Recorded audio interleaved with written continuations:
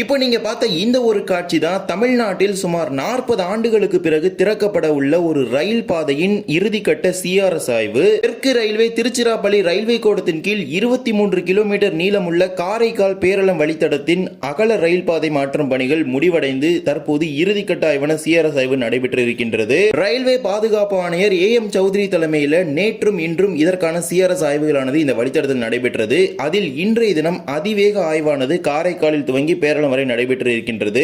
இந்த வழித்தடத்தில் 1986ஆம் ஆண்டு ரயில் சேவையானது நிறுத்தப்பட்டது. சுமார் 40 ஆண்டுகளுக்கு பிறகு மீண்டும் 2025ஆம் ஆண்டில் மீண்டும் ரயில் சேவை துவங்கப்பட இருக்கின்றது. இந்த வழித்தடத்தில் சிஆர்எஸ் என்று அழைக்கப்படும் commissioner of railway safety inspection இன்றைய தினம் நடைபெற்று இருக்கின்றது. இதற்கான ஆய்வுகள் அனைத்தும் தற்போது முடிக்கப்பட்டுள்ள நிலையில் எப்போது இந்த வழித்தடத்தில் ரயில்கள் இயக்கப்படும் என்கிற அறிவிப்பை மிக விரைவில் வெளியிடுவாங்க.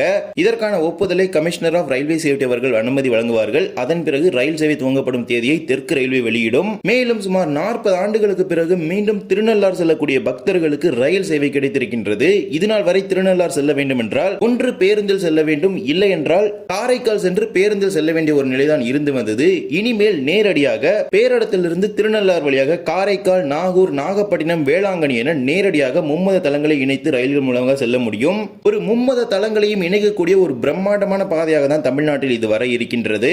மேலும் இதனால் வரை வேளாங்கண்ணியிலிருந்து சென்னைக்கு நேரடி ரயில் என்பதே கிடையாது. இந்த வழித்தடம் திறக்கப்படும் பொழுது சென்னையிலிருந்து வேளாங்கண்ணிக்கு நேரடி ரயில் போக்குவரத்தும் துவங்கப்பட உள்ளது. இது மட்டுமல்லாமல் மும்பை போன்ற வெளி மாநிலங்களுக்கும் வேளாங்கண்ணியிலிருந்து ரயில்கள் இயக்கப்பட இருக்கின்றது. இது மட்டுமல்லாமல் காரைக்கால் துறைமுகத்திற்கு செல்லக்கூடிய சரக்கு ரயில்கள் இனிமேல் திருவாரூர் சென்று செல்ல தேவை கிடையாது. நேரடியாக காரைக்கால் துறைமுகத்திலிருந்து திருநள்ளார் வழியாக புதுச்சத்திரம் அனல் மின் நிலையத்திற்கும் வட மாவட்டங்களுக்கும் செல்வதற்கான ஒரு வாய்ப்பாக இது அமைய உள்ளது. மேலும் இந்த வழித்தடம் திறக்கப்படும் பொழுது காரைக்கால் பகுதி மக்களுடைய ஒரு கோரிக்கையாக இருப்பது என்னவென்றால் அவர்களுடைய மாநிலத்தின் தலைநகரான புதுச்சேரியையும் காரைக்கால் மாவட்டத்தையும் இணைக்கும் வகையில் ரயில் சேவையை புதுச்சேரியிலிருந்து காரைக்காலுக்கோ வேளாங்கண்ணிக்கோ துவங்க வேண்டும் என்கிற ஒரு கோரிக்கை பிரதான கோரிக்கையாக இருந்து வருகின்றது. ஏனென்றால் இதுநாள் வரை நேரடி ரயில் என்பது புதுச்சேரிக்கும் காரைக்காலுக்கும் இடையே கிடையாது. தற்போது நேரடியாக ஒரு பாதை திறக்கப்பட்டுள்ள நிலையில் புதுச்சேரியிலிருந்து காரைக்காலுக்கு ரயில் சேவை துவங்க வேண்டும் என்கிற ஒரு கோரிக்கை பிரதான கோரிக்கையாக இருக்கின்றது. இந்த வழித்தடத்தில் மொத்தமாக 3 ஹால்ட் ரயில் நிலையங்களும் ஒரு கிராசிங் நிலையமும் இருக்கின்றது. பேரளத்திலிருந்து அம்பகரத்தூர், பத்தகுடி, திருநள்ளார், காரைக்கோவில்பத்து ஆகிய நிலையங்களை தாண்டி காரைக்கால் வரை இந்த வழித்தடம் செல்கின்றது. மிக விரைவில் இந்த வழித்தடம் திறக்கப்படும் தேதியை தெற்கு ரயில்வே வெளியிடுவாங்க, நம்ம பெரிதும் எதிர்பார்க்கலாம். மேலும் இந்த வழித்தடம் திறக்கப்பட்ட பிறகு வேளாங்கண்ணியிலிருந்து பல வெளி மாநிலங்களுக்கு நேரடி ரயில்கள் இயக்க வேண்டும் என்கிற ஒரு கோரிக்கையை முன்வைக்கிறாங்க. ஏனென்றால் லட்சக்கணக்கான பக்தர்கள் வேளாங்கண்ணிக்கு வந்து செல்கின்றனர். உலக புகழ் பெற்ற மாதா பேராலயத்துக்கு வரக்கூடிய பக்தர்கள் வசதிக்கேற்ப இப்போது வரை வேளாங்கண்ணியிலிருந்து எந்த ஒரு பகுதிக்குமே ரயில் இல்லாமல் தான் இருக்கின்றது.